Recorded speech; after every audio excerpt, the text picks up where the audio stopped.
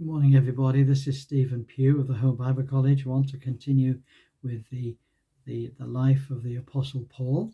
We began yesterday describing his life and the world in which he lived, and today we're going to think about Judaism.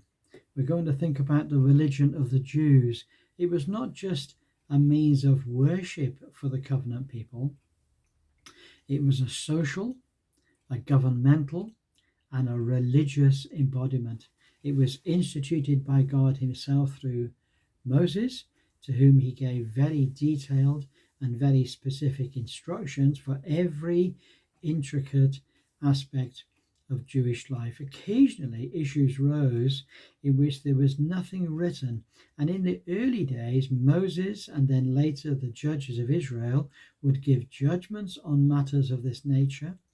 And so in Israel, the people had the commandments, they had the statutes, and they had the ordinances. Now, the commandments were what came from the mouth of the Lord.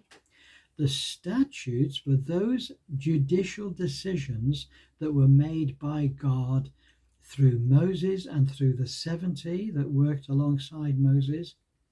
And then we have the ordinances. The ordinances had to do with the practicality of daily living. And altogether, they're referred to as the law.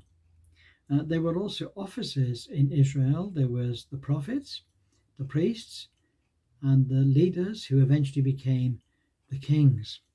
All three were important, and God gave his spirit to these types of men who were anointed of the Lord to perform duties on behalf of God for the leadership, regulation, instruction, and discipline of the nation. So they were judges over civil and criminal matters, and there were other levels of responsibility. Military leaders, heads of families, heads of 50s, hundreds, thousands. All of the nation, every single member was in covenant. This gave them great responsibilities and duties, and also great privileges. Every head of a home was expected to present himself before the Lord in a clean state 3 times a year. And they, through the priesthood, made sacrifice for sin and received cleansing and healing. And they were to maintain a clean state of body and restricted to only those deeds of life and behavior that were approved by the Lord their God.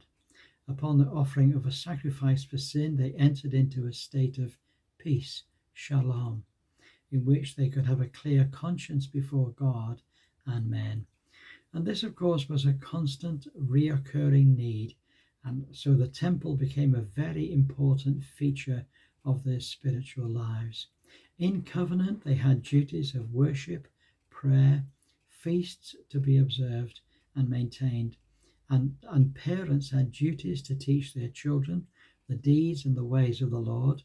And the outlook of Israel was not primarily cultural or intellectual, as the Greek outlook was, nor was it power and dominion as the Romans saw their world.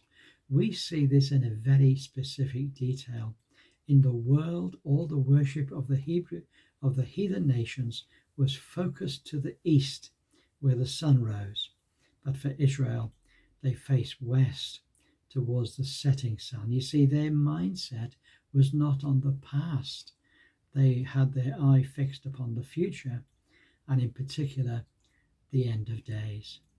Israel's mind and heart was on a time yet future when the promises made to Abraham would be fully realized, when Israel will again be the head of nations, and when Israel, united under the coming seed, would be a blessing to every family on the earth. Now, we look forward to seeing you whenever we do a video like this, and you're very welcome to give us feedback. And we would ask you to subscribe to the channel and like, and also ring the bell so that you can get future episodes automatically.